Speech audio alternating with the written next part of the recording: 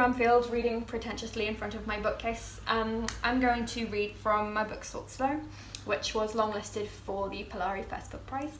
I'm going to read from a story called Cassandra After. The fact of my girlfriend's return was incontestable. She sat on my sofa and dripped water onto the rug. My mother had always told me it was better not to answer the door between midnight and 3 a.m. Strange neighbourhood, she would say, sounding more paranoid than she meant to. By a deadbolt, keep your curtains shut. It is a Jewish custom to cover mirrors with cloth after a death, but I was Catholic by birth and agnostic by trickle-down, and checked my reflection compulsively before answering doors. The night my girlfriend knocked, my face in the glass was like newsprint, inky around the eyes and under the collar. She stood there on the doorstep in the clothes in which she'd been buried, chucked me under the chin the way she used to do, and told me I looked like I hadn't been sleeping. Bad for the skin, darling girl, stop drinking coffee.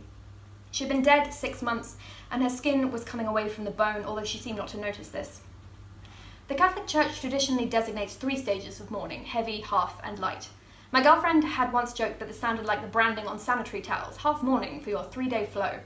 Well into the 1950s, Catholic widows had been expected to observe a year of heavy mourning, followed by 6 months each of half and light mourning, during which they could only wear clothes in black and white mixtures, soft greys, and occasional mauves.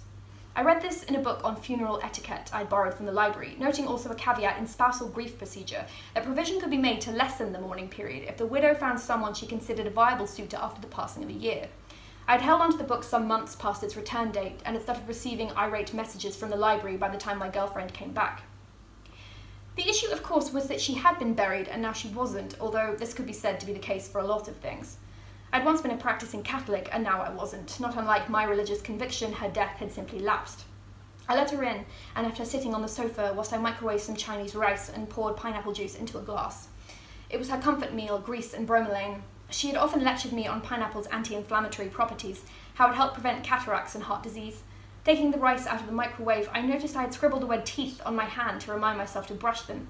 Since my girlfriend's death, I had developed the habit of going to bed unwashed and waking up with my tongue furred over and tasting strangely of iodine. She raised an eyebrow when I handed her the food, although she ate obligingly and only seemed a little abashed when a mouthful lodged in her throat and had to be coughed back up. No digestion, she said, by way of explanation. Sweet of you, though. I sat on the coffee table and faced her, taking in the mud on her sleeves. I registered a distant sort of alarm, a feeling which arose like obligation, like the pressure to clap at the end of a performance regardless of its merit.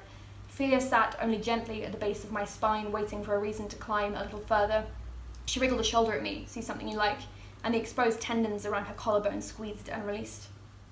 Once, at a book launch, I leant up against a table stacked with queer literature and knocked a plastic glass of wine to the floor. Steady on, she said, a stranger then, faux leather trousers emblematic of perfect self-possession.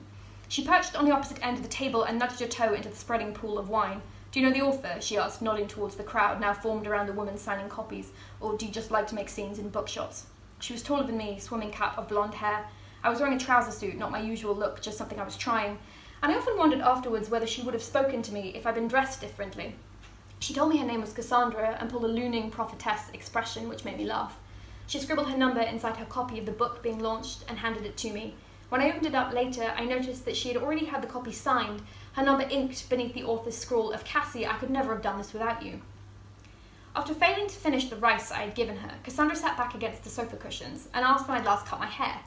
She held her glass of juice a little slackly, and I felt nervous that she might decide to pour it on the carpet or throw it in my face. Sitting low against the blanket my mother had crocheted to cover the boot marks of my second-hand sofa, she was a gentle sort of horror, the look of a girl removed from a coffin by a lunatic and placed upright to partake in a dinner party.